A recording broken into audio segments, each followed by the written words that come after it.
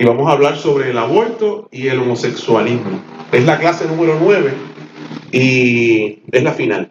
Vamos a comenzar con el punto del aborto y voy a leer lo que tenemos aquí. El aborto es un desafío. Vamos a definir el aborto como un desafío tanto a la soberanía divina de Dios, ¿verdad?, como a la dignidad del ser humano. Y cuando digo que es un desafío, es como desafiar a Dios. Es porque solo Dios tiene el derecho de dar la vida y de quitar la vida. Nadie más tiene esa autoridad o derecho. Y cuando digo que es un desafío a la dignidad humana, de lo que hablo es que el no nato, o sea, el niño aún no nacido, ya es un ser humano y se le tiene que tratar con dignidad aunque todavía no haya nacido. Y estos dos puntos, a medida que vayamos entrando en el estudio, pues los voy a ir ampliando, pero quería dejar sentados estos dos puntos. Que el aborto es un desafío a la soberanía de Dios y es un desafío a la dignidad del ser humano también. Primero quiero mencionar lo trágico y lo escandaloso, gracias Carmen, y lo escandaloso del problema del aborto. Estuve buscando información y busqué las estadísticas de cuántos abortos han ocurrido y lo que encontré fue que en el 2018 el aborto fue la causa principal de muerte a nivel mundial, porque se mataron 41 millones de bebés en el 2018. ¿Se imagina? O sea, las guerras que han habido no han matado tanta gente. Inclusive las enfermedades y las pandemias que han habido en el mundo no han matado tanta gente. El aborto mató 41 millones de niños a nivel mundial. Y eso es el año pasado, en el 2018. Según el informe de esto que voy a decir ahora, que no sé si lo estoy diciendo bien porque es en inglés, World Meters, el metro mundial, algo así, publicado por la revista Life News, o el periódico Life News, en el año 2018, según ese informe, hubo casi 42 millones en todo el mundo, siendo la principal causa de muerte. O sea, esto se publicó. Para ser exacto, fueron 41.9 millones, casi 42 millones de abortos. En Estados Unidos se estima que desde el 1973 hasta el momento, en Estados Unidos nada más, se han practicado 60 millones de abortos. Eso es escandaloso. Eso es un asesinato en masa. Ni Hitler, con todas las masacres que hizo, mató tanta gente. O sea, es de verdad que cuando hablamos de Herodes, cuando hablamos que mandó a matar a los niños, cuando hablamos del tiempo de Faraón, cuando el tiempo de Moisés que mandó a matar a los niños, no se compara con lo que está ocurriendo ahora. Esto es escandaloso. Y yo quiero presentar algunas imágenes y explicar cómo se aborta, los diferentes tipos de aborto. Hay un aborto que es por envenenamiento salino. Se extrae el líquido amniótico dentro de la bolsa que protege al bebé. ¿Y cómo se hace? Se le mete una aguja por el estómago a través del abdomen de la madre hasta llegar a la bolsa amniótica. Se inyecta en lugar de una solución y se inyecta, o sea, se le saca el líquido amniótico y se le inyecta solución salina en lugar del líquido amniótico. Y esa solución salina es concentrada, o sea, no tiene mucha sal. El bebé comienza a ingerir esta solución y se produce en 12 horas más tarde, el niño muere por envenenamiento, deshidratación, hemorragias del cerebro y de otros órganos. Esta solución salina produce quemaduras graves en la piel del bebé y unas horas más tarde la madre comienza el parto y da a luz un bebé muerto o moribundo, que a veces todavía está vivo, está en movimiento, y este método se utiliza después de las 16 semanas de embarazo. Así, ese es uno de los diferentes tipos de abortos. Y yo quisiera mirar esta imagen porque no se ve muy bien porque no hay tanta potencia ahí. Pero este es el bebé, ahí está la aguja donde se saca y luego se inyecta en ese espacio el líquido salino, y aquí está el bebé abortado que fue por envenenamiento salino, está quemado. El niño sale quemado, sale envenenado y quemado. Estas cosas a la mamá no se le explican con detalle y tampoco le enseñan al bebé cuando es triste. Yo no me imagino el dolor, el sufrimiento que ese bebé está sintiendo, esa criatura, ese ser humano.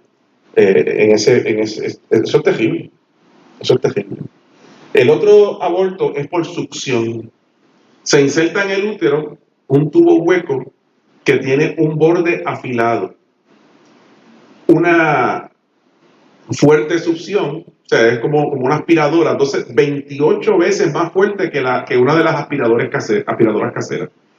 Esa aspiradora despedaza el cuerpo del bebé que se está desarrollando, así como la placenta, y absorbe el producto del embarazo, o sea, la masa ósea y el bebé, depositándolo después en un balde. Todo eso que sale lo meten en un balde. El abortista introduce luego una pinza para extraer el cráneo, que por ser más grande, pues no pasa por el tubo de la aspiradora.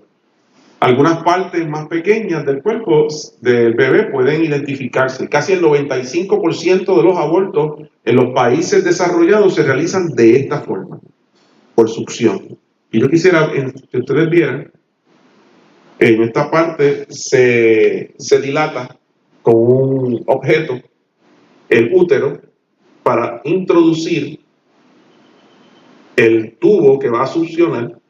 Llega hasta este punto y ahí succiona el bebé en pedazos. Sale en pedazos, succionado. Y luego lo echan en un balde y aquí usted puede observar pedazos. Aquí están las manitos, ¿ves? Aquí está el pie y otras partes del cuerpo que son irreconocibles, pero por lo menos las manos se pueden reconocer. Los piecitos, aquí están, mire, y tiene sus dedos formados, tiene todo formado. Está. Y eso es un balde, y esto que ustedes ven aquí son unas pinzas. Eso es por succión.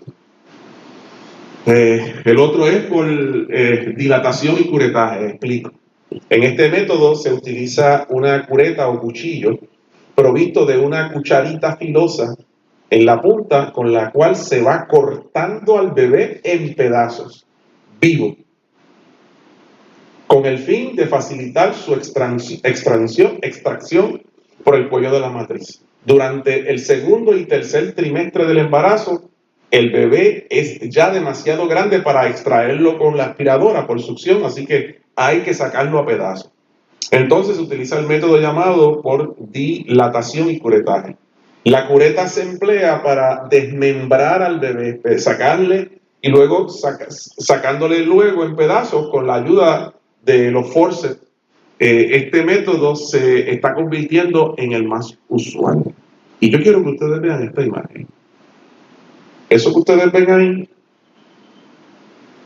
ahí están las pinzas y está cortando al bebé, ya lo lleva por la mitad, ya ha sacado las piernas y están trabajando ya no tiene brazos y lo sacan en pedazos. Eso es bien cruel. Eso es bien cruel. Aquí ustedes pueden ver el bebé. Esto es una regla, más o menos unas 6 pulgadas. Aquí hay una peseta. Esto es para que tenga uno la idea de más o menos el tamaño del bebé luego que lo sacaron. Aquí están las dos piernitas, este es el brazo, parte de la barriga, el pechito, esta es la cabeza, y aquí están las tripitas y todo lo demás. Sacado en pedazos por dilatación y curetaje.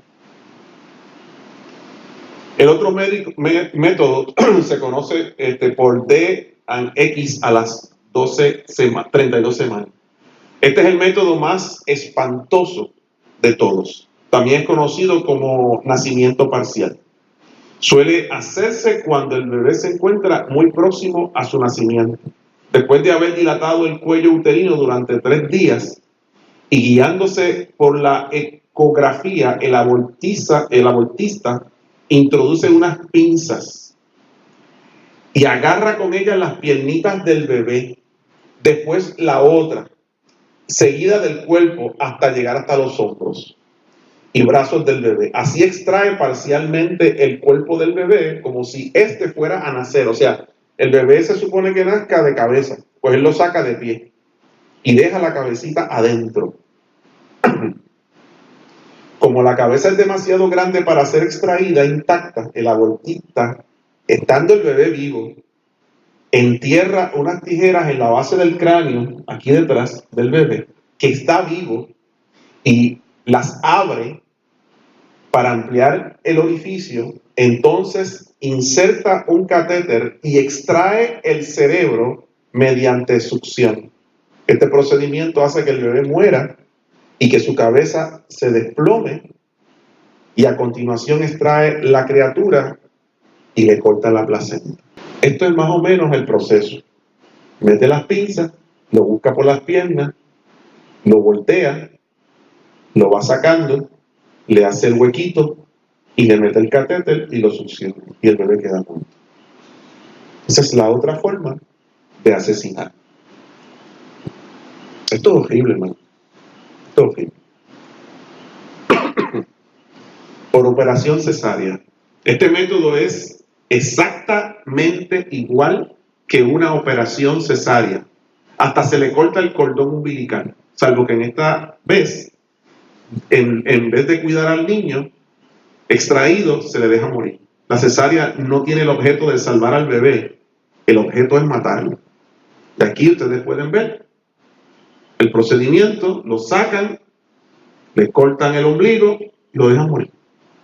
O sea, el niño sale totalmente vivo, es como si lo sacaran una cesárea normal.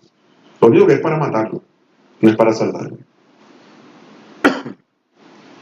Esto se llama mediante déjame yo leer esto. Eso mismo. Prostaglandinas.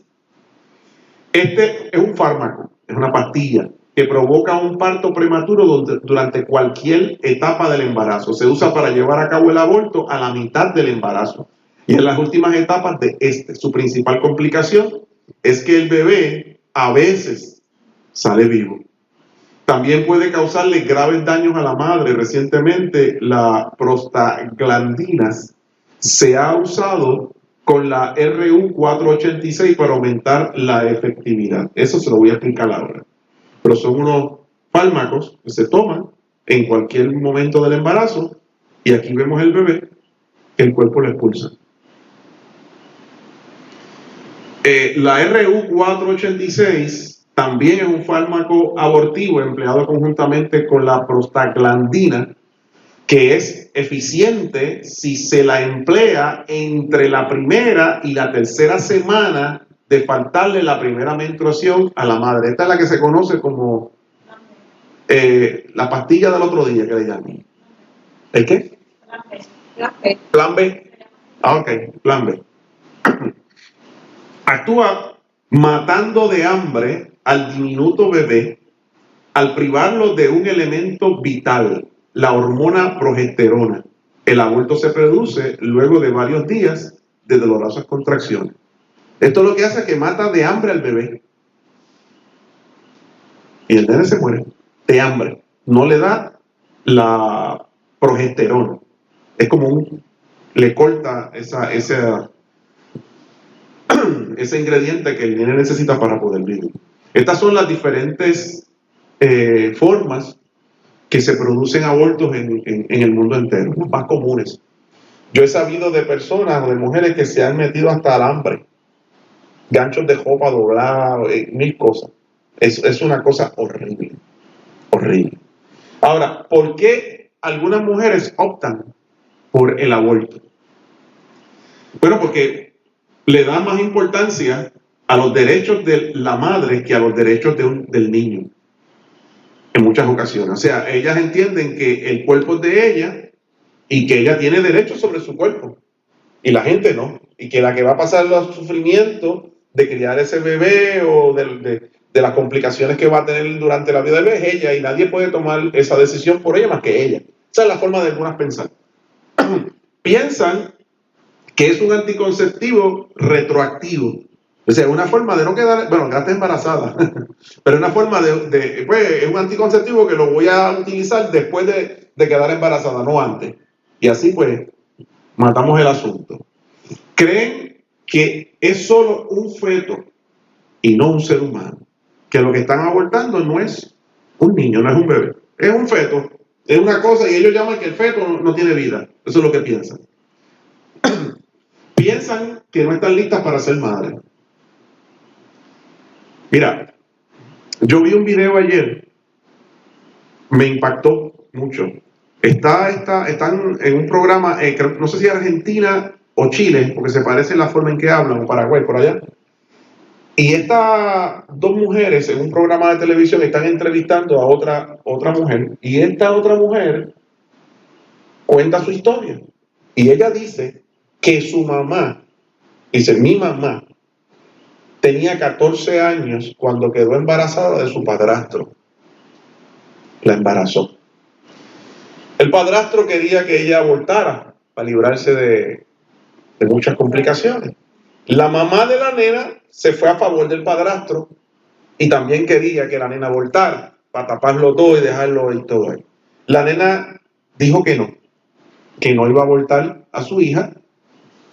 Terminó el embarazo y 21 días después de haber dado a luz, la dio en adopción.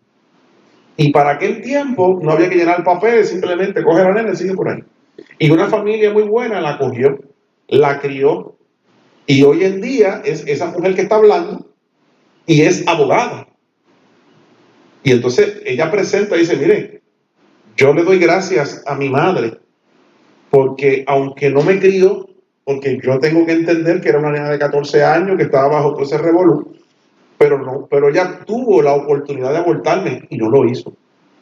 Ella me dio a mí la oportunidad de tener un papá y una mamá. Me dio la oportunidad de tener vida.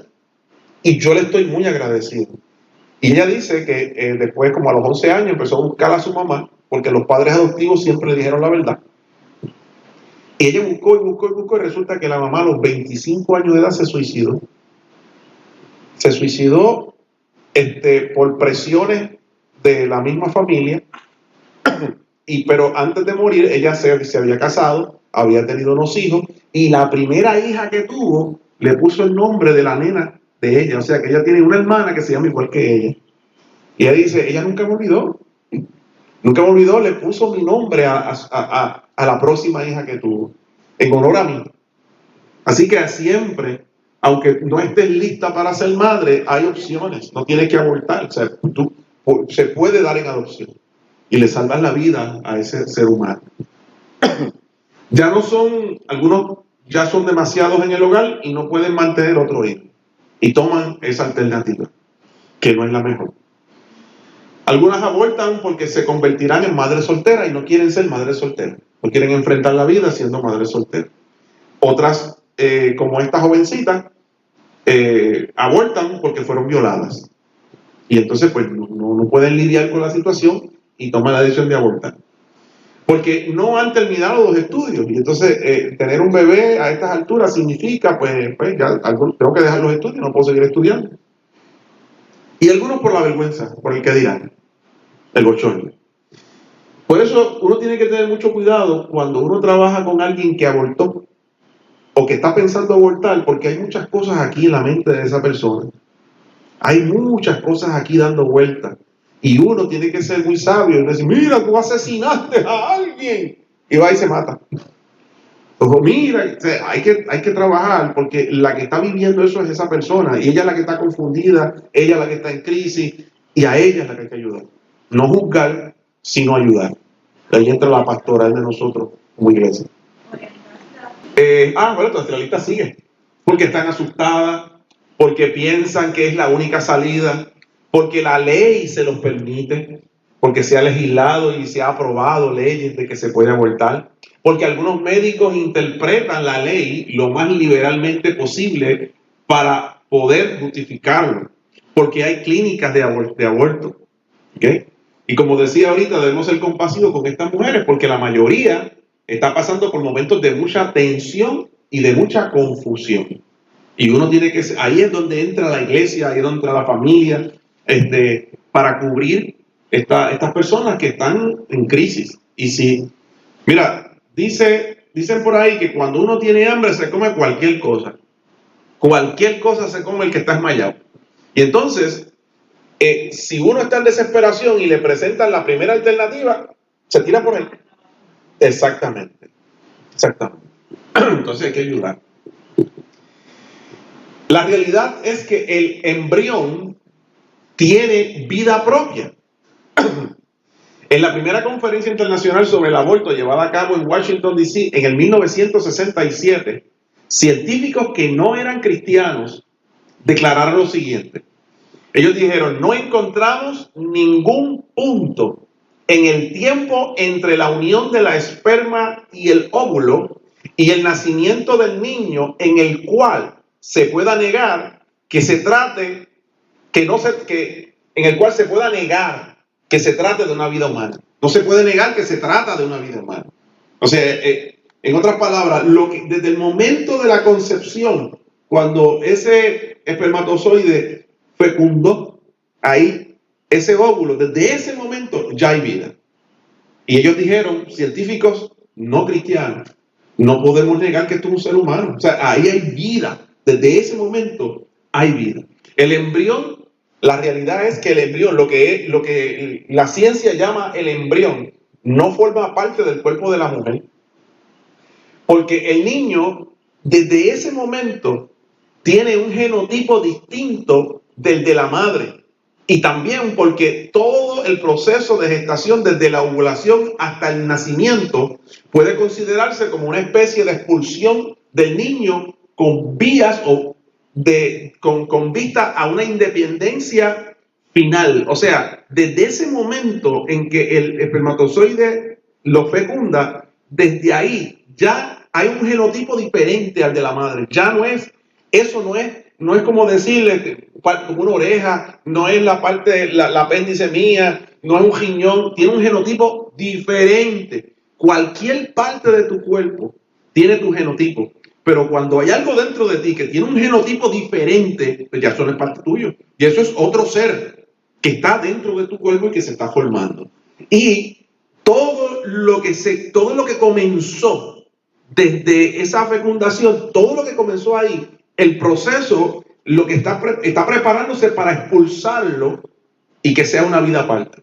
No se está preparando para quedarse pegado como si fuera un riñón o algo dentro de ti. No es parte de tu piel, no es parte de tu cabello, no es un diente, no es eso. Es algo que se está preparando para salir y ser independiente y vivir aparte. Así que la mujer no puede decirle, esto es como si fuera un riñón mío, me lo sacan y ya resolví el problema. No es eso. Vamos a ver el fundamento bíblico. Ahí vamos a necesitar la ayuda de ustedes para que ustedes me ayuden a leer. Vamos a leer varios pasajes bíblicos. Los puse en la nueva traducción viviente y este pasaje se encuentra en el Salmo 139, versículos del 13 al 16. Vamos a ver, ¿quién dijo yo? Marina. Salmo 139, 13 al 16. Tú creaste las delicadas partes internas de mi cuerpo y me entretejiste en el vientre de mi madre. Gracias por hacerme tan maravillosamente completo. Tus hijos trabajos maravillosos, lo sé muy bien. Tú me observabas mientras iba cobrando forma en secreto, mientras me entretejía mi parte de la oscuridad de la madera. Me diste antes de que naciera. Cada día de mi vida estaba registrado en tu libro. Cada momento fue diseñado antes de que un solo día pasara. 3000 años atrás se escribió eso. Parece que lo escribieron hace poco y parece que el que lo escribió le hicieron un ecocardiograma, ¿cómo se llama? ¿Ecocardiograma se llama eso? Un sonograma, un sonograma, y se vio por dentro. Pero me encanta la forma en que esta versión lo expone, porque llega al corazón. A mí me llegó mucho. Ok, así que basándonos en ese pasaje bíblico y en este otro de Job, que me gustaría que alguien más lo leyera. Mira, Job 10, del 8 al 12. Tú me formaste con tus manos, tú me hiciste, sin embargo, ahora me destruyes por completo. Recuerda que me hiciste del polvo, me harás volver tan pronto al polvo. Tú guiaste mi concepción y me formaste en el vientre. Me vestiste con piel y carne y tejiste mis huesos junto con mis tendones. Me diste vida y me mostraste tu amor inagotable. Y con tu cuidado preservaste mi vida.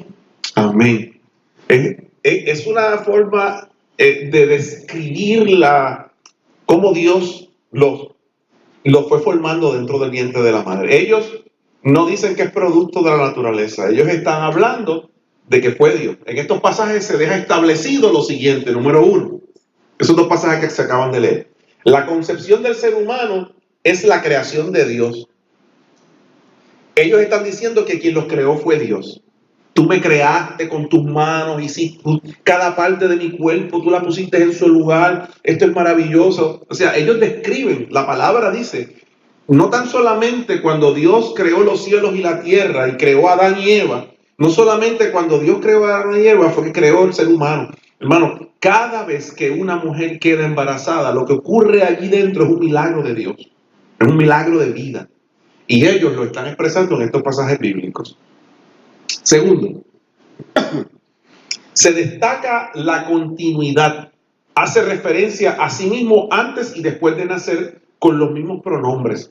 Dice, un pronombre personal, dice yo y mí, pues conscientemente de que durante su vida pre y postnatal era la misma persona. Él dice, cuando yo estaba en el vientre de mi madre, tú formaste mis partes. Tú te encargaste de bregar conmigo cuando yo estaba allí. Y aún ahora también lo sigues haciendo, diciendo, yo soy el mismo que estaba allí dentro. Hay una continuidad. Mi vida empezó allá adentro. Yo no comencé cuando nací. Yo comencé cuando el espermatozoide entró dentro del óvulo. Ahí yo comencé. Y eso fue un milagro de Dios. Fuiste tú quien me creaste a mí. Esas son dos cosas que se destacan ahí. Que la concepción es una creación de Dios y que hay una continuidad del ser humano. Antes de nacer y después de nacer es la misma persona. Maduró, sí, pero es la misma persona. Tercero, en esos pasajes se ve el reconocimiento de que Dios lo conoce, lo rodea, lo sostiene desde antes de nacer y de la fidelidad del pacto de Dios por el cual nunca lo abandona ni lo deja ir. Ellos están diciendo que Dios no solamente está con, Dios no me conoce ahora, de ahora. Dios no es que ahora es que yo estoy viendo el milagro de Dios en mi vida, no es que ahora es que yo siento que Dios me cubre y me rodea. Desde antes de nacer en el vientre de mi madre, tú me conocías. Allí dentro tú me rodeaste. Desde allí tú me sostenías, desde antes de nacer. Y eso es lo que ellos están diciendo. Hay vida antes de que salga ese bebé. Y ellos reconocen que desde antes ya Dios estaba trabajando con ellos, como personas, como seres humanos. Eso lo deja claro en esos pasajes bíblicos que acabamos de leer. ¿Quién puede leer Lucas 1 del 39 al 45? Este me encanta porque está hablando de Jesús y está hablando de Juan el Bautista, de los dos antes de nacer. Huilito. Pocos días después, María fue de prisa a la zona montañosa de Judea, al pueblo donde vivía Zacarías. Entró a la casa y saludó a Elizabeth. Al escuchar el saludo de María, el bebé de Elizabeth saltó en su vientre y a Elizabeth se llenó del Espíritu Santo. Elizabeth dio un grito de alegría y exclamó a María: Dios te ha bendecido más que a todas las mujeres, y tu hijo es bendito. ¿Por qué tengo este honor que la madre de mi Señor venga a visitarme? Cuando escuché tu saludo, el bebé saltó de alegría en mi vientre. Eres bendita porque creíste que el Señor haría lo que te dije. Amén. Eso es tremendo. Los dos bebés saludándose. Uno en una vajiga y el otro en la otra vajiga y ¡guau! ¡Vaya, veniste a verme! Exacto. Eso que está allá adentro es mi Salvador. Ese que está allá adentro es mi Salvador. Y es impresionante, hermano. Se prueba yo, de lo que estuve leyendo, encontré que los bebés desde más o menos, desde los 3 meses, ya cogen sus deditos y se los meten en la boca. Con sus manos agarran cosas, el cordón umbilical, se tocan las orejitas. Ellos escuchan todo lo que ocurre afuera. Ellos, si hay algo brillante que pase la piel, ellos la pueden detectar. Ellos pueden detectar ese tipo de cosas, que hay algo que está entrando de un color más, o sea, de la intensidad de la luz. Está probado que todo eso, el bebé que está allá adentro, lo siente, lo percibe. Aprender a reconocer. Sí.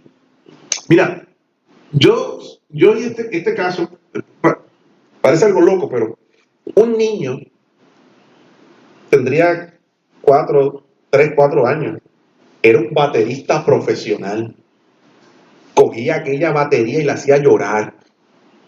Y le pregunta, ¿pero cómo es eso? Dice, sencillo. Cuando estaba en la vajiga de la mamá, yo le ponía audio de batería. Yo toco batería y le decía, cállate cerquita para que el nene escuche. Cuando el nene salió con una predisposición a tocar batería y la tocaba brutal, brutal. O sea, y el nene pues estaba, desde antes de nacer, ya lo estaban educando en la batería. Eso. Increíble, increíble. Perdón. Prueba científica. Ahora sabemos que el momento en que el óvulo, aquí tenemos el óvulo, que es como si fuera un huevito, que es lo que cuando la mujer ovula, suelta los óvulos.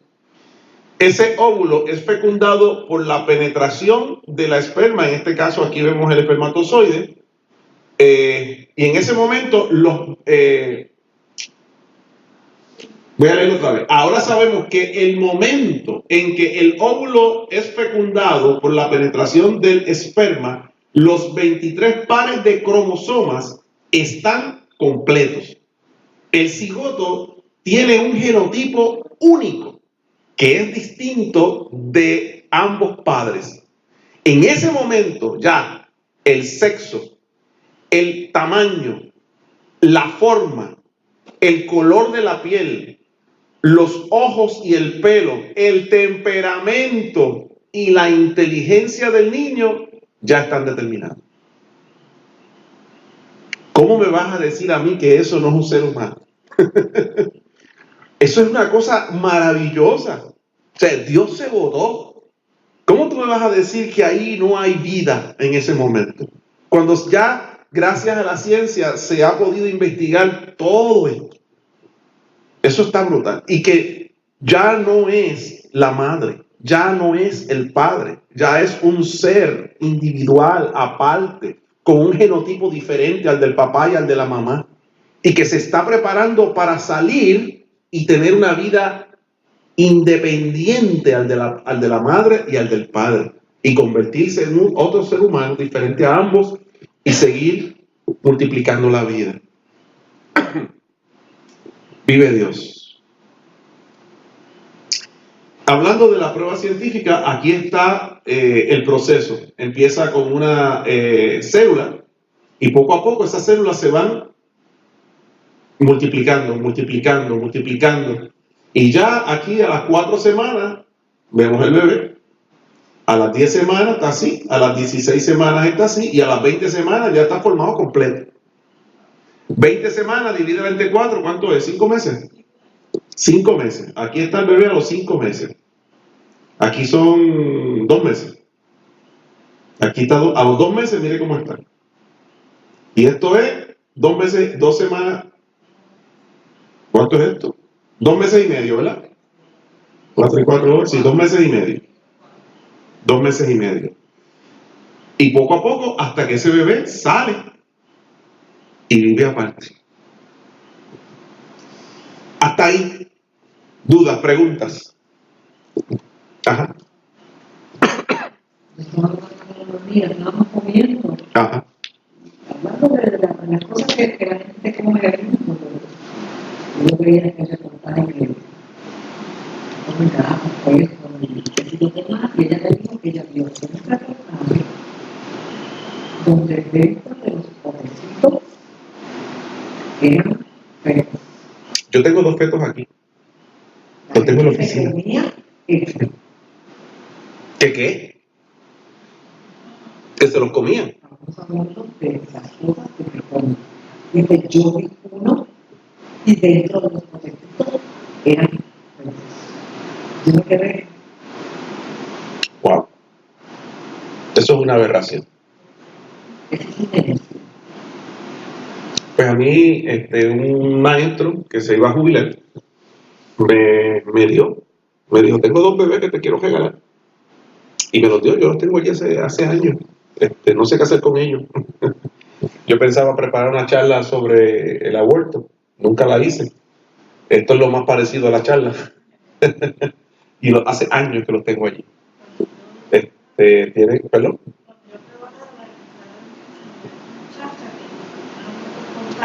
Perdóname un segundito, Bulito, ¿tú me puedes traer uno de ellos? El que esté en mejores condiciones, tráemelo para acá. ¿Lo puedo traer? Sí. Ok. Ella lo cortó, ver y comer, y lamentablemente eso fue algo bien impresionante, todo el mundo llorando, porque no podíamos hacer nada, pero estaba vivo, y él se movía, y tenía los brazos y se movía la cabeza. Pero fue un aborto espontáneo. Sí, una vuelta espontánea, y era así, pero ya no tenía probabilidad de vida. Ok. No había, porque pues se ven los bracitos y se ven las cositas y tiene vida y se movía y todo, pero pues, no estaba desarrollado todavía. Wow. Y el doctor, yo decía, doctor, ¿pero qué hacemos? ¿Qué hacemos? Es un micrófono, por favor. Y él decía, no se puede hacer nada, no, que no se puede hacer nada, hay que mirarlo, encomendar esa vida al Señor, me decía. Pero de verdad que fue todo el mundo llorando. Wow. Porque tenía vida y no podíamos hacer nada. Pero Wow. se ve así bonito. Sí, no, es impresionante. Ahí viene uno de mis hijos. Si quieren acercarse y verlo, pero ahí está.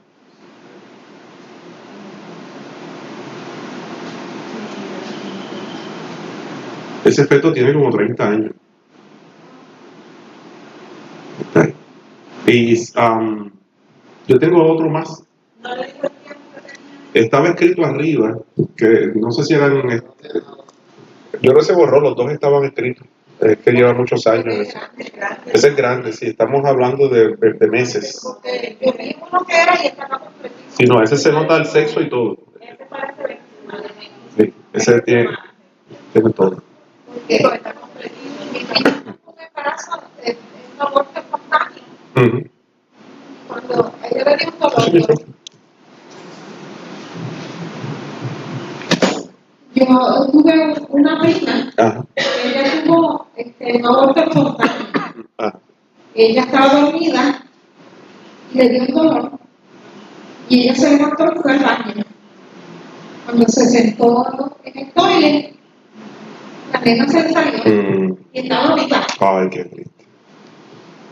La nena estaba viva y ya se sabía que era una nena y era una vecina. Cuando yo sentí, ella era mi vecina de al lado, cuando yo sentí los gritos, cuando fui todavía, la bebé estaba dentro del toilet porque nadie se atrevía a sacarla. Nadie, y la bebé estaba viva. Wow. La recogimos, la pusimos en un pañito, pero era tan chiquitita que llegó Sí, va a morir. llegó muerta al hospital. Pues, hermano, esto puede ser muy largo, pero pues, el estudio consta de 2 partes, así que tengo que entrar a la otra parte, que es la parte del homosexualismo. Y ya estamos a mitad, así que el tiempo que me queda es para cubrir este otro material. Y como dije ahorita, la pastoral en el área del aborto es bien grande. Hay un ministerio que se llama Provida, En Puerto Rico hay una ramificación. Nosotros las catacumbas, por muchos años hemos estado al frente de Provida. El presidente de Provida era pastor de la catacumba de Carolina, Freddy Mejías. Después de él estuvo el doctor César Vázquez al frente de Provida, y después estuvo otro hermano más que hasta los otros días estuvo al frente de Provida. Pero yo fui a muchas marchas en contra del aborto y todo ese tipo de cosas. Pero la pastoral es bien delicada. La mujer que, como dije ahorita, está bajo presión y hay que ayudarla, algunas para que no aborten y a otras porque ya abortaron. Y a ambas hay que ayudarlas. Porque las que piensan abortar están bajo presión y tienen un montón de cosas aquí, y las que ya abortaron tienen un sentido de culpabilidad tan grande que las persigue el resto de su vida, y hay que trabajar con homosexualismo. Yo quiero empezar diciendo lo siguiente: todos los seres humanos, todos somos seres humanos y tenemos el derecho de ser tratados con dignidad independientemente del tipo de vida que escojamos vivir. Tenemos el libre albedrío de escoger nuestras preferencias sexuales, pero al final seremos juzgados por la ley de Dios, no por la ley de nosotros. A veces se trata con más dignidad a un alcohólico que a un homosexual. Al alcohólico le cogemos pena, le lavamos las heridas, y a veces al homosexual hay gente que lo trata con desprecio, como si fuera un demonio, y es un pecador que Dios ama y que Dios murió por él. A veces se trata con mucha dignidad al adúltero, al fornicario, al mal hablado, al mentiroso, al orgulloso. Esos pecados como que pues. Pero si es homosexual, pues ya. Yo acostumbro ir, si salgo de casa mandado y no me tomo un cafecito, paso por, no voy a decir dónde porque después queda grabado, paso por un sitio por aquí al lado allá. Ajá, y entonces siempre voy al mismo sitio porque me gusta el café de ese sitio. Y siempre por las mañanas estaba esta persona homosexual, siempre atendiendo. Y pues se queda homosexual por su forma de hablar, porque tiene sombras en los ojos, porque se pone liner. Está vestido de hombre, pero tú lo miras y como que es esto, como no compagina una cosa con la otra. Pero me sentía incómodo, pero después dije, no, es una persona. Y pues nada, los saludo, buenos días, ¿cómo estás? Dios te bendiga. Y entonces, sí, siempre. Entonces él no me conoce, no sabe quién soy yo. No sabe que soy pastor, no sabe nada de mí. Yo no lo conozco a él más que la persona que está ahí me atiende. Pero comencé a tratarlo con mucha dignidad, aunque por dentro se me hacía difícil, no se lo puedo negar. Porque hay como un prejuicio dentro de uno que uno no se da cuenta, pero está ahí. Y yo comencé a tratarlo con mucha dignidad, al punto de que ya me veía un café, ¿verdad? Un café. Y hace tiempo que no lo veo, no sé si ya no está trabajando ahí, pues de verdad que hace meses que no lo veo. Pero nosotros tenemos que tener empatía, tenemos que tener mucho cuidado, porque son personas que por las cuales Cristo murió, Dios las ama y las quiere traer, y por ellas murió para que vengan a los pies de Cristo y sean parte del cuerpo de Cristo. Así que toda persona, tú no puedes obligar a nadie lo puedes obligar a que viva la vida de Cristo. Dios nos dio libre albedrío y cada cual escoge: si te quieres perder, te vas a perder, y si te quieres salvar, te vas a salvar. Tú lo decides. Y uno tiene que respetar eso también. Un vecino me dijo en estos días: yo estoy yendo a tal iglesia, yo no me he convertido a Cristo, pero yo sé que en algún momento dado yo voy a pasar al frente y voy a aceptar a Cristo. Pero los otros días vino una hermanita donde mí, que Dios me dijo que tú tenías que convertirte. Y yo le dije: para mí no me ha dicho nada. Cuando yo lo sienta, yo paso, pero no me obligue. Decía, no me obligue a pasar al frente porque yo no siento nada. Yo sé que me tengo que convertir a Cristo y en su momento lo haré, pero no me obligue. O sea, nosotros no podemos obligar a nadie. Le podemos hablar del amor de Dios, pero es una decisión personal. Inclusive la vida. de cualquier persona como la quiera vivir. ¿Qué dice la Biblia con relación a este asunto? Vamos a ver, ¿quién puede leerme Génesis 19, versículo del 4 al 9 y luego el versículo 13? ¿Quién dijo yo? Ajá. Génesis 19, 4 al 3. Pero antes de que se fueran a dormir, todos los hombres de Sodoma, tanto jóvenes como mayores, llegaron de todas partes de la ciudad y rodearon la casa. Y le gritaron a Lot: ¿dónde están los hombres que llegaron para pasar la noche contigo? Haz que salgan para que podamos tener sexo con ellos. Entonces Lot salió de la casa para hablar con ellos y cerró la puerta detrás de sí. Por favor, hermanos míos, suplicó, no hagan una cosa tan perversa. Miren, tengo 2 hijas vírgenes. Déjenme traerlas y podrán hacer con ellas lo que quieran. Pero les ruego que dejen en paz a estos hombres, porque son mis huéspedes y están bajo mi protección. El clamor está en esta ciudad. Es tan grande que ha llegado hasta el Señor y Él nos ha enviado para destruirla. Okay. Este es el caso de Sodoma y Gomorra. Este es el caso que llegaron los 2 ángeles a casa de Lot y por la noche pues pasó este asunto. Solamente cogí el extracto y los ángeles le dijeron a Lot: recoge la familia que nos vamos de aquí, porque el clamor contra esta ciudad es tan grande. O sea, Dios ha escuchado a la gente que está orando y quejándose por culpa de esta ciudad, y esto llegó a la presencia del Señor y Dios nos mandó aquí para destruir esta ciudad, así que recoge que nos vamos. ¿Okay? ¿Eso significa que todos eran homosexuales? No. La palabra sodomía es una palabra que se deriva del nombre de esa ciudad porque se interpretó que Dios estaba castigando la ciudad única y exclusivamente porque allí se practicaba la sodomía. Y eso no lo dice la Biblia. La Biblia dice que allí el clamor era tan grande que había de todo. Había de todo. Exacto. O sea, el homosexualismo no era el único pecado de esta ciudad, pero evidentemente era uno de esos pecados. Y Judas, el libro de Judas, que tiene un solo capítulo, está antes de Apocalipsis, en el versículo 7 dice: asimismo, no se olviden de Sodoma y Gomorra, ni de las ciudades vecinas, las cuales estaban llenas de inmoralidad y de toda clase de perversión sexual. Esas ciudades fueron destruidas con fuego y sirven como advertencia del fuego eterno del juicio de Dios. En otras palabras, allí sí se practicaba la sodomía. Inclusive la Biblia dice que cuando Dios sacó al pueblo de Israel, cuando Dios metió a Israel y lo llevó a la tierra prometida y le dijo: extirpa toda esta gente, mata a toda esta gente, dice: toda esta gente está practicando eso.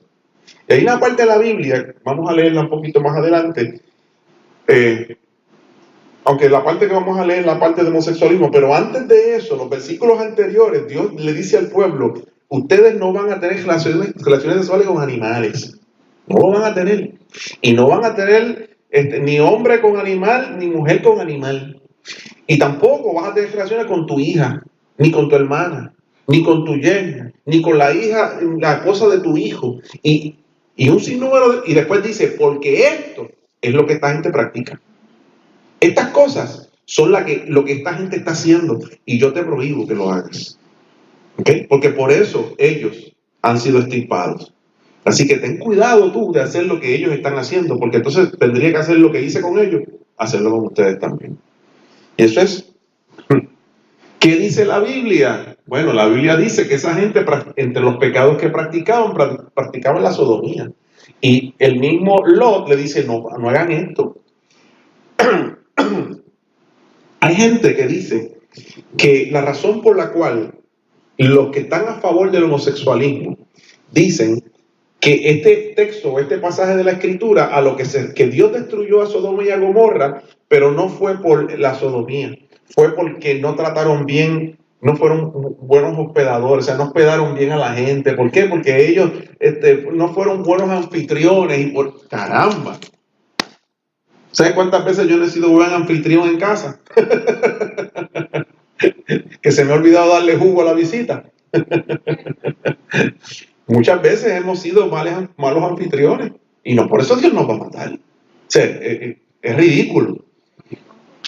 Está fuera de contexto. Entonces, el libro de Judas abona a que sí habían problemas allí sexuales y de inmoralidad sexual. Entre ellos, pues claro, dice que sácalos acá para que los conozcamos, porque la palabra conocer lo que se refiere a la relación sexual.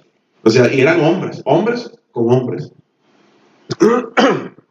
Y Lot parece que se había cuidado bastante porque sus hijas todavía, a pesar de que vivía en ese ambiente, sus hijas eran vírgenes todavía. ¿Okay? Aunque allí se le pasó porque dijo, mira, cojan las hijas mías. Micrófono. Es que no se oye, no va a quedar grabado. Vive Dios.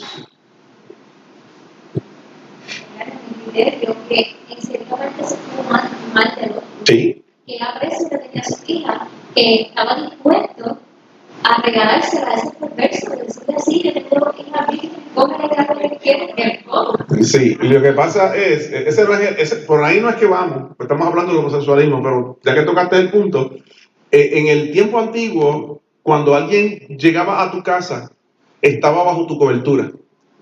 Y se supone que tú protegieras a esa persona como fuera. Tú no podías que esa persona, tú eras el guardador de esa persona que tú acogiste en tu casa. Claro, llegar a ese punto está.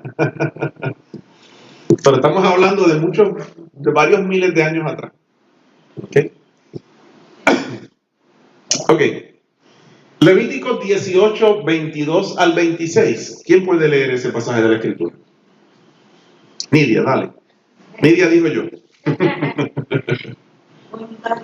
Sí. No practiques la homosexualidad.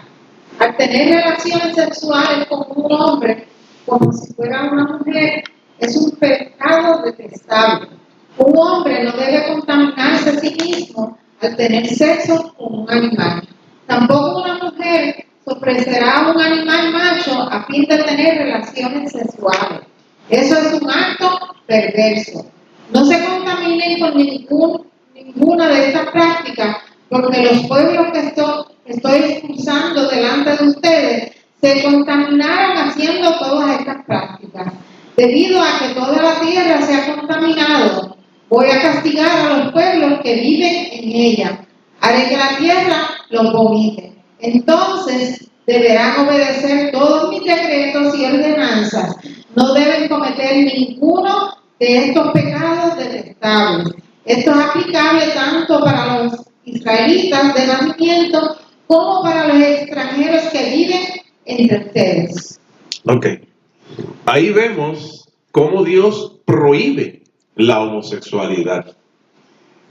Los defensores del homosexualismo dicen que lo que estaba Dios prohibiendo era la homosexualidad o las relaciones homosexuales que tenían que ver con idolatría y no con el vivir normal entre dos hombres homosexuales, sino que lo que Dios estaba prohibiendo era la idolatría y que habían culto a dioses, que parte del culto era tener relaciones sexuales entre personas del mismo sexo y que eso era lo que prohibía, pero eso no es lo que dice él. Inclusive, mira lo que dice acá, era tan grave que en Levíticos 20:13 dice: si un hombre practica la homosexualidad al tener relaciones sexuales con otro hombre como si fuera una mujer, ambos han cometido un acto detestable. Ambos serán ejecutados, pues son culpables de un delito de muerte. A ese punto. O sea, Dios no brega con este asunto. No es flexible con esta práctica. Es bien firme y bien tajante. Dios lo está atajando y está diciendo, esto aquí no se va a permitir. Eso es lo que dice la Biblia. Alguien que pueda leer Romanos 1, 25 al 27. Por ahí va Carmen. Está María repartiendo todo el mundo. Dice Romanos 1, 25 al 27. Cambiaron la verdad acerca de Dios por una mentira. Y así rindieron culto y sirvieron a las cosas que Dios creó, pero no al Creador mismo, quien es digno de eterna alabanza. Amén. Por esa razón Dios los abandonó a sus pasiones vergonzosas. Aún las mujeres se rebelaron contra la forma natural de tener relaciones sexuales y en cambio dieron rienda suelta al sexo unas con otras. Los hombres, por su parte, en lugar de tener relaciones sexuales normales con la mujer, ardieron en pasiones unos con otros. Los hombres hicieron cosas vergonzosas con otros hombres y como consecuencia de ese pecado sufrieron dentro de sí el castigo que merecían. Ok. Hay un argumento, en esta versión lo dice así, pero hay otra versión, que es la Reina Valera, que dice: el hombre abandonó la forma natural con la mujer y entró hombres con hombres. Pues hay un argumento que dice que quienes abandonan, que Dios no está condenando el hombre homosexual normal, que lo que está criticando es al hombre que no es homosexual, pero que sí se acuesta con un homosexual, con otro hombre. Porque un homosexual no puede abandonar el uso con una mujer porque nunca lo ha tenido. Es el argumento de quien abandonó el uso de sexual con una mujer normal y se fue con otro hombre. Ese hombre no es homosexual, ese hombre que está pasando jato. ¿Okay? Ese hombre se encendió en su lascivia pero el que nació homosexual pues no puede abandonar el uso natural con la mujer porque nunca lo ha tenido. Y entonces ese es el argumento que traen, pero eso no es lo que dice ahí. Eso no es lo que dice ahí. ¿Okay? Ahí dice que como el ser, o sea, esta práctica es producto del pecado del hombre. El homosexualismo es el producto del deterioro del ser humano por haber pecado contra Dios y haberse apartado de Dios. Los pecados, el degenere, no tan solamente el homosexualismo, hay muchos pecados que son, hay estilos de vida que son el producto de haberse apartado de Dios. El ser humano se ha deteriorado al punto de tener relaciones hasta con animales, hasta ese punto. Y Dios los prohíbe totalmente. Y prohíbe el que esté hombre con hombre y mujer con mujer. Y dice que por esta razón, ¿por qué razón? Porque cambiaron la verdad acerca de Dios por una mentira. Dice, y rindieron culto a las cosas en lugar de Dios. Adoraron a la creación en lugar de adorar al Creador. Y Dios dice, mira, yo no voy a obrar más con esta gente. Y se deterioraron al punto de que cayeron en esta depravación. Eso es lo que dice ahí. Y recuerden, Pablo le está hablando a gentiles, le está escribiendo a los romanos. Su ministerio no era con los judíos. Él sabe de qué está hablando. Le está hablando a gente que viven en un ambiente depravado totalmente. ¿Ok? Aquí, en 1 Corintios 6, del 9 al 11, ¿quién lo lee? Ahí está, César. No se dan cuenta de que lo que hacen lo malo, no se dan cuenta que los que hacen lo malo no heredarán el reino de Dios. No se engañen a sí mismos. Los que se entregan al pecado sexual oprimen cultos. A ídolos cometen adulterio o son prostitutos o practican homosexualidad. Practican la homosexualidad. ¿Te sale? O ávaros o borrachos, o insultan o estafan a la gente. Ninguno de esos heredará el reino de Dios. Algunos de ustedes antes eran así, pero fueron limpiados, fueron hechos santos, fueron hechos justos ante Dios al invocar el nombre del Señor Jesucristo y al Espíritu de nuestro Dios. Amén. Dice que en la iglesia había gente que habían sido homosexuales. y que habían sido adúlteros y que habían sido mentirosos y idólatras, ladrones, borrachos. La iglesia estaba llena de todo eso, que habían sido, pero habían sido transformados, fueron hechos santos, fueron hechos justos, porque invocaron el nombre de Dios. ¿Okay? Pero dice que el que practique la homosexualidad y esos otros pecados no van para el cielo. La Biblia es clara en eso. O sea, y le llama pecado a todo este asunto.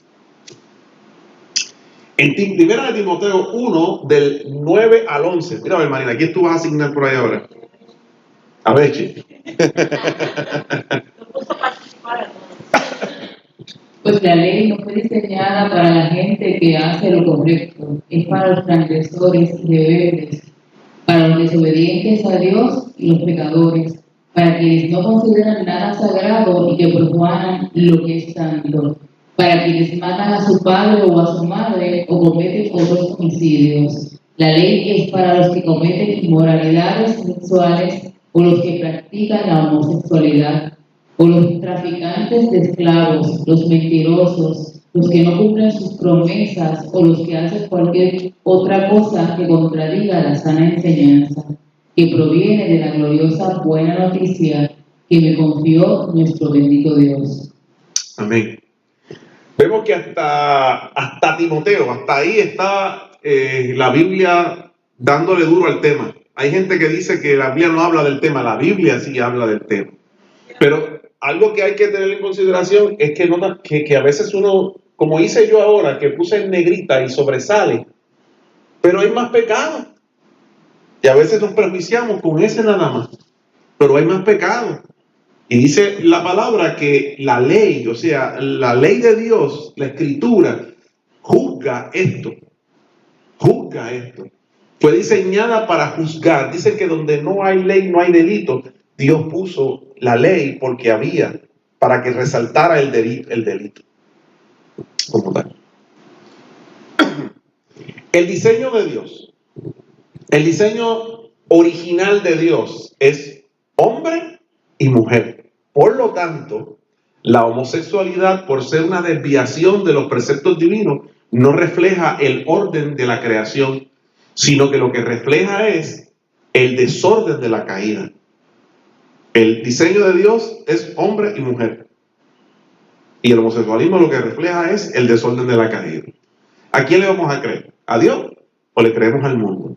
¿Nos vamos a someter al señorío de Cristo o vamos a sucumbir ante las presiones de la cultura que predomina y del empuje de la sociedad, de los medios de comunicación y de los psicólogos que no tienen al Señor? Jesús dijo, si me amáis, guardad mis mandamientos. Si nosotros amamos a Dios, tenemos que guardar sus mandamientos. Si una persona es homosexual y dice amar a Dios, pues entonces tiene que bregar con el asunto de ese tipo de vida y tiene que comenzar a amar y guardar los mandamientos del Señor. Porque el amor no justifica el homosexualismo. Nadie puede justificar el homosexualismo con el argumento que lo más importante es el amor. Y citarnos 1 Corintios 13, porque todo va a pasar, pero el amor no. Así que lo más importante es el amor. Y lo más importante es que haya amor entre nosotros. Si nos amamos, ¿por qué me juzgas?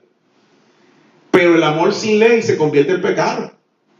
Porque un hombre o una mujer casada, que esté casada y se enamore de otra persona, que diga que está enamorado de otra persona que no es su esposo o su esposa, no puede decir, es que como yo amo a aquella, este amor es puro. No, ese amor podrá ser amor en el sentido de emoción, pero es pecado porque está sin ley, está fuera de la ley. Una fornicación, ay, es que yo amo tanto a mi novia que nos acostamos y tenemos relaciones sexuales antes de casarnos, pero es que está fuera de ley. Puedes estar enamorado, puedes estar que ves luces y ves elefantes volando cada vez que la ves, pero no te puedes acostar con ella porque la amas, porque no estás casado con ella. O sea, el amor sin ley es pecado. El incesto, hay una serie que se llama Game of Thrones, es esta que está aquí. En esa serie, ellos son hermanos. Ellos tienen relaciones sexuales en esa serie. Porque supuestamente la familia de ellos, para conservar la casa, la pureza de su casa, pues se casan entre ellos y qué sé yo. Pues, y están enamorados. Pero ese amor no significa que es puro, porque como no tiene ley, se convierte en incesto. ¿Ok? Entonces, aquí hay dos personas que están casadas, pero él también está enamorado de esta. Y entonces se convierte en adulterio. Aquí hay incesto y aquí ellos se aman, pero se convierte en homosexualismo porque no hay ley. Entonces, el amor, yo no puedo decir que lo más importante es el amor, porque el amor sin ley es pecado. Sí. ¿Cuántos hombres o cuántas mujeres no están casadas o casados y en un momento dado pueden sentir algo por otra persona que no es su pareja, que no es su esposo o con su esposa? Y eso no significa que ahora vas a dejar a tu esposo o tu esposa porque me enamoré de aquella. Es que ya yo no siento lo que sentía antes. Eso es lo que pasa entre los artistas, que se casan, que se divorcian, que se casan, que se divorcian, que se casan, que se divorcian, porque el amor es algo que sube y baja muchas veces. Si no lo alimenta se muere. Pero hay una ley. Hay una ley, y el amor sin ley es pecado. Así que eso de que lo más importante es que nos amamos, y si nos amamos, Dios no nos va a juzgar, porque el amor es puro. Mire, ese amor no tiene ley, está fuera de la ley, por tanto es pecado. Está probado que no se nace homosexual. Nadie nace homosexual. No hay ninguna prueba científica que lo demuestre, que demuestre que se nace homosexual. No la hay. No la hay. La condición del homosexualismo, si le podemos llamar condición, es más una preferencia, es más aprendida que heredada. A veces por traumas en la niñez, con papá o mamá.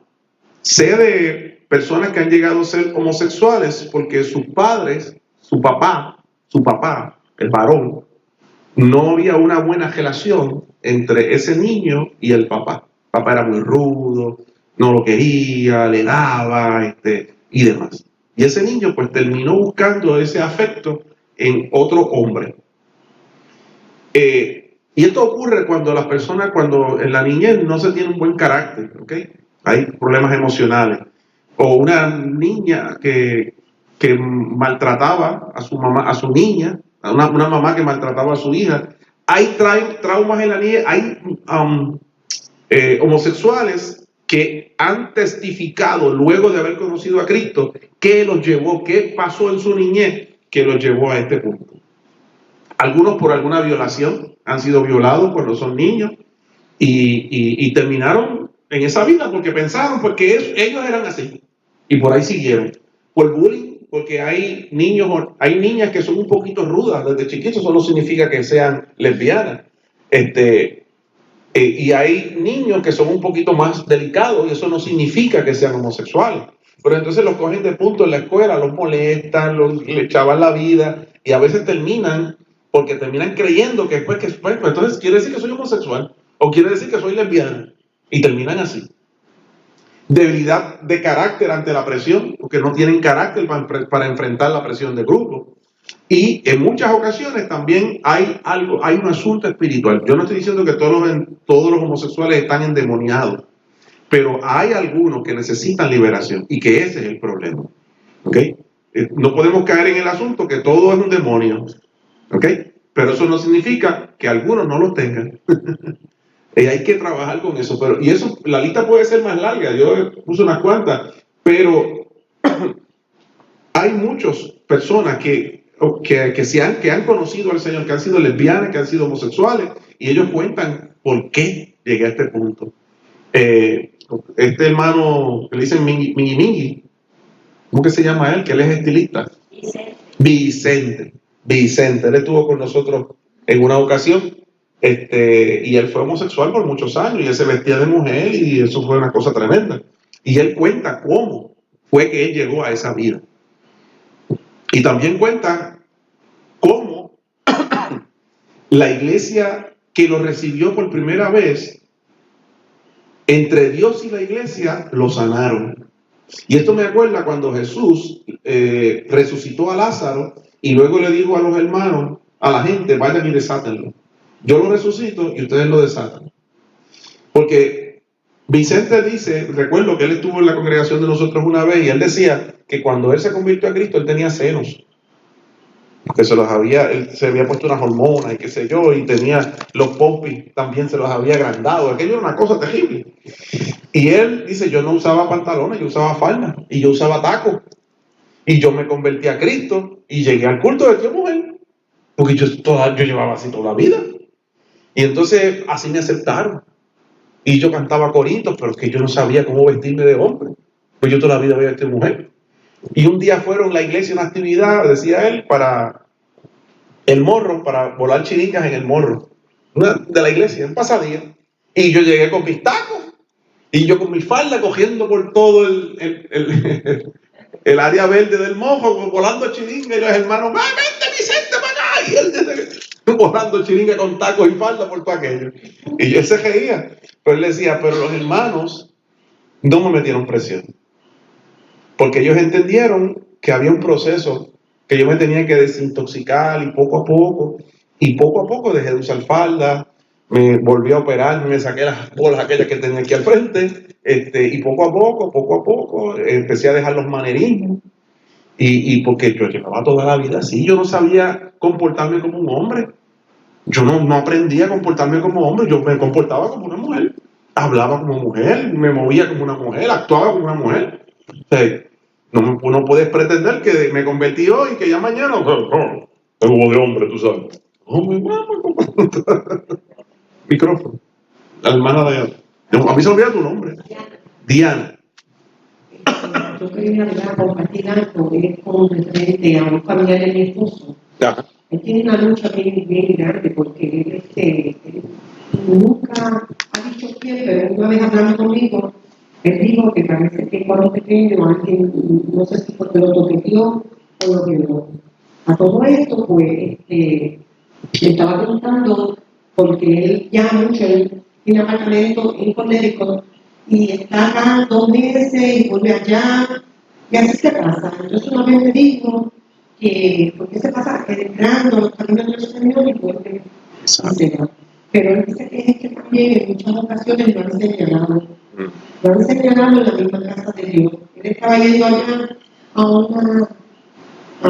un templo, entonces, pues ya él se pinta su pelo rubio, viste como hombre, pero se ve fino. Entonces, pero con mucho respeto, él estaba, ¿verdad? Conversando con el yerno del pastor y lo buscaron en la guagua y un día, yo no sé si fue que me contó que fue un pastor o alguien cercano al pastor que le dijo que al paso que iba, pues, para lo que le faltaba que se sentara al yerno del pastor en la falda.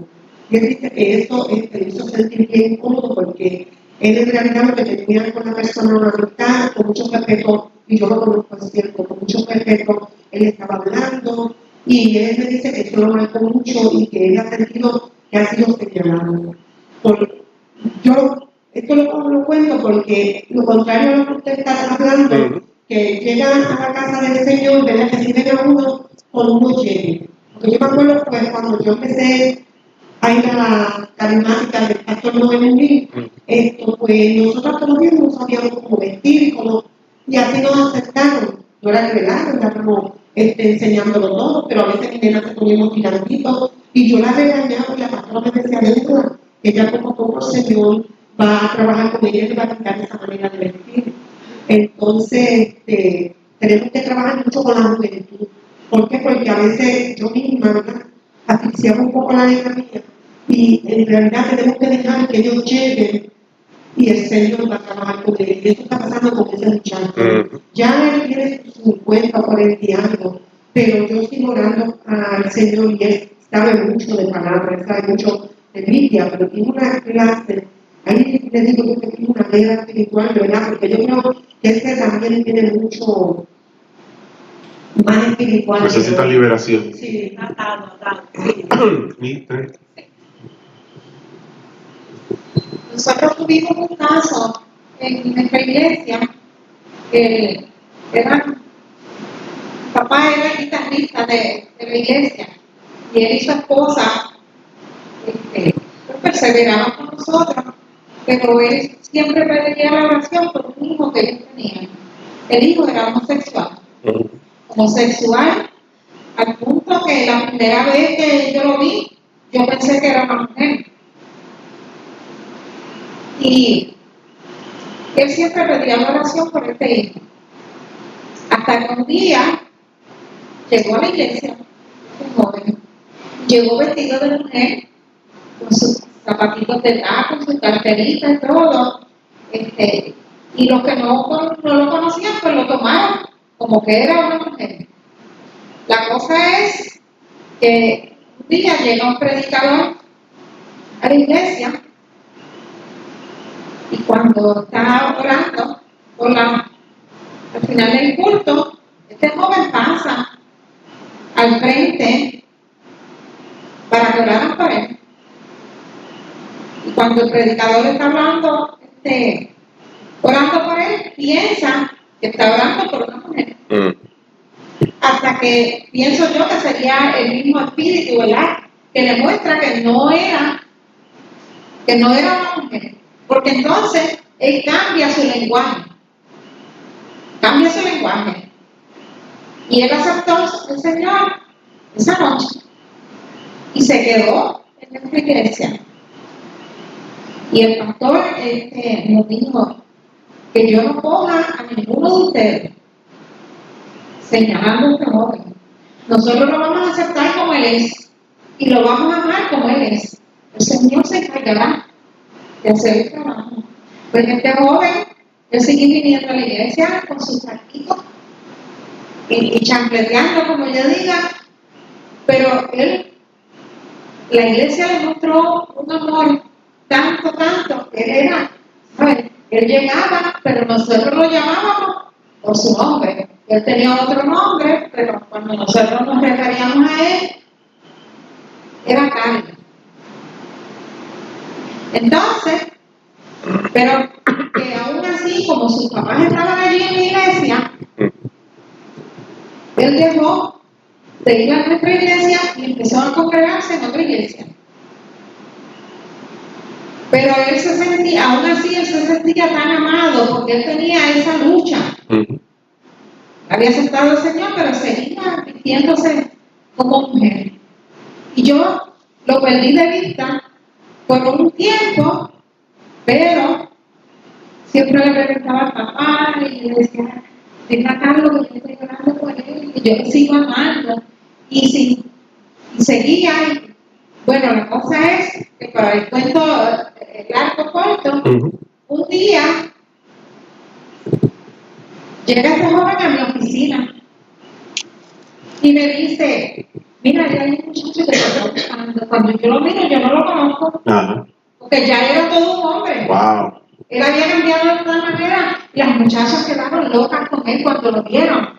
La cosa es que él logró la transformación que él quería. Qué bueno. Y empezó a comportarse como un hombre. Exacto. Pero yo digo que fue una oportunidad que el Señor le dio, porque 3 meses más tarde de esa visita que me hizo a la oficina, le dio un dolor sin sentirse nada y murió. Wow.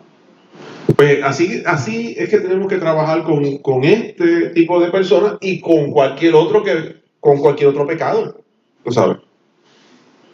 Puede revertirse. Ahorita leímos en 1 Corintios 6, 11 lo siguiente: algunos de ustedes antes eran así, pero fueron limpiados, fueron hechos santos, fueron hechos justos ante Dios, al invocar el nombre del Señor Jesucristo y por el Espíritu Santo de nuestro Dios. Cuando le trajeron la mujer que había sido encontrada en el acto de adulterio, Jesús le dijo a la mujer: ni yo te condeno, vete, pero no peques más. O sea, abandona la vida, la práctica homosexual. En 1 Tesalonicenses 5:22 dice la palabra: absteneos de toda especie de mal. Miren, la persona que ha sido alcohólico y se convirtió a Cristo, toda la vida va a tener tentaciones con el alcohol. El que fue un adúltero, un mujeriego, siempre su tentación, su debilidad va a ser por ese lado. El que fue el que fumaba hierba, esa va a ser su debilidad. Te convertiste a Cristo, pero cada vez que pasas por el lado del punto de droga y te da un olorcito de marihuana, ay Señor, ayúdame, Padre. Y se va acogiendo. Y el que era homosexual y vino a los pies de Cristo, también le va a pasar lo mismo. O sea, cada cual cojea de una pata. Y lo que fue tu debilidad en el mundo, por ahí es que el diablo te va a tirar. Eso no significa que él no va a dejar de sentir en algún momento dado cierta tentación, porque esa fue su debilidad. Y hay algo aquí en el cerebro que la Biblia lo llama de esta forma: el que hace pecado es esclavo del pecado. Y aquello que produjo placer en ti, en cualquier persona, algo que tú hiciste y te produjo placer, esa será tu debilidad. Esa será tu debilidad, porque el cerebro lo asocia. Lo asocia. Cuando tú comes algo que te sabe bien bueno, ¿qué tú vas a pedir después? Lo mismo. Si te gusta el chocolate, pues mira, me encanta el chocolate y vas a pedir chocolate. Si te gusta el mantecado de vainilla y te produjo placer el sabor, la próxima vez que tú vas a pedir, pues de vainilla, porque es el que me gusta. ¿Por qué te gusta? Porque está grabado aquí y te va a tirar una señal. Y entonces aquello que produjo placer en el mundo, aquellos pecados que produjo, cuando vienes a los pies de Cristo, se va a hacer el talón de Aquiles de nosotros. Y tenemos que estar orando y orando y orando y conectados. Y como dice la palabra, si algo te es ocasión de caer, córtalo. Córtalo. Quítalo de tu vida. Si tienes una amistad que te está arrastrando a tu debilidad anterior, córtalo. Si estás en un sitio que tú sabes que vas constantemente ahí, pero esa es lo que te acuerda, pues mira, deja de ir y se acabó el evento, sé sabio. Dime, César. Decirle que yo me quedé sin amigos cuando me convertí a Cristo. Pues mira, tiene uno aquí, brother. No, que Dios no se me dio porque nunca eran amigos míos, porque en realidad no lo fueron. Yo, pues, a la gloria del Señor, pues, estoy contento porque eché amigos nuevos y seguimos adelante. Amén. Amén. Uno nada más. Se mantuvo. Yo te felicito. Quisiera yo hacer lo mismo que tú. Entonces yo le digo, pero ¿qué te detiene? Pero son muchas cosas que lo detienen. Sí. Termino con este slide que dice, que habla de la compasión, y de esto ya estábamos hablando anteriormente. Detrás del homosexualismo existe una profunda soledad. El anhelo humano, eso es lo que siente esa persona, el anhelo humano natural de tener un amor mutuo. La búsqueda de identidad y las ansias de llegar a ser completo. Porque la Biblia dice que cuando Dios hizo a hombre, le dice, no es bueno que el hombre esté solo, y entonces le dio un complemento. Y ellos están buscando eso.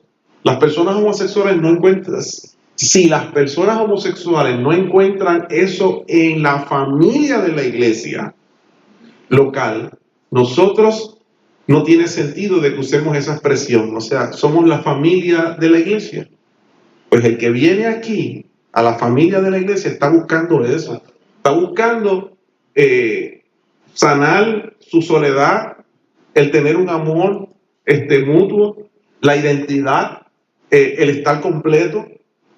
Miren, no todo el mundo se tiene que casar. Pablo no era casado. Jesús nunca se casó. Inclusive Pablo decía, mejor que casen como yo, porque las cosas están malas, no se case nadie. Y así le pueden servir al Señor mejor. Sí, exacto. La iglesia debe proveer amor, comprensión, aceptación y apoyo para manejar sus debilidades y para que sean libres.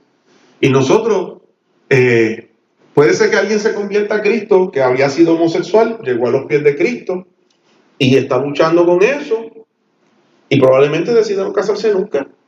Y dice, que yo pues estoy luchando con eso y veo a las mujeres y no se mueven un pelo. Tiemblo cuando veo a un hombre, pero cuando veo a una mujer no. Y estoy luchando con eso y oro al Señor y clamo a Dios, pero mejor no me caso. ¿Qué vamos a hacer con eso? La mayoría de esas personas son almas de salvación, Pues pero seguro. ellos entienden, ellos mismos saben que están mal. Sí. Se lo digo porque, mire, frente de mi casa hay una paderita y al lado hay un muchacho también. Estamos entre medio de Sodoma y Gomorra. Estamos en oración diaria. Mira, cuidado no caiga fuego del cielo y queme la ciudad vecina. Créanme, yo estoy asustado. Entonces, ellos mismos saben, porque la mayoría de esa gente tienen conocimiento de la palabra. Y aunque ellos sean almas de salvación, ellos tienen conocimiento y son apartados. Entonces, yo le digo a ella, mira, nunca la he visto juntos. Ellos salen uno por un lado, otro para el otro. Nunca salen. Y lo mismo le pasa a la muchacha que iba al lado. Que siempre lo han separado, encerrado, porque ellos dentro de ellos mismos, ellos saben que ellos están haciendo algo mal. Exacto. El homosexualismo, como dijimos al principio, no va conforme al plan de Dios. Dios creó hombre y mujer y serán una sola carne y se van a multiplicar. Un hombre con un hombre no se puede multiplicar, no es el plan de Dios. Refleja la caída del hombre, refleja el pecado del hombre, pero no podemos negar que están, como dijimos ahorita, por muchas razones llegaron a ser homosexuales, pero Dios los ama. Y en la iglesia de Corinto habían ex homosexuales. Así que, qué tremendo que nuestras iglesias puedan acoger a personas que están buscando ser libres de esto y nosotros tengamos la capacidad como iglesia de acogerlos y de ayudarlos a sanar. Dios los resucita y nosotros los ayudamos a ser libres. ¿Amén? Nos ponemos en pie, oramos y tomamos café y comemos sanguchito de mezcla. Dios de los cielos, tú nos enseñas, Padre Santo, que el mundo está en una gran necesidad, Dios, que nos necesita, que tú nos pusiste aquí como luz del mundo y sal de la tierra. Ayúdanos a ser tales, a alumbrar, a ser sal, Dios mío, a trabajar, Señor, tanto con aquellas mujeres que están considerando el aborto, a trabajar con aquellas personas, aquellas mujeres que ya han abortado y traerles tu amor, tu perdón, Señor, a trabajar con aquellos que practican el homosexualismo y demostrarles cuánto tú los amas y que tú tienes el poder para sanar su alma, para sanar sus emociones, para sanarlos y para libertarlos, Dios. Y que todo aquel que está en Cristo es nueva criatura y que las cosas viejas pasan y todas tú las haces nuevas. Ayúdanos, Señor, en esta pastoral, Señor, con este mundo al cual tú nos has puesto en las manos, para ser tu voz, para ser tus manos, para ser tus oídos, para ser tu corazón ante el mundo. En el nombre de Jesús. Amén y amén.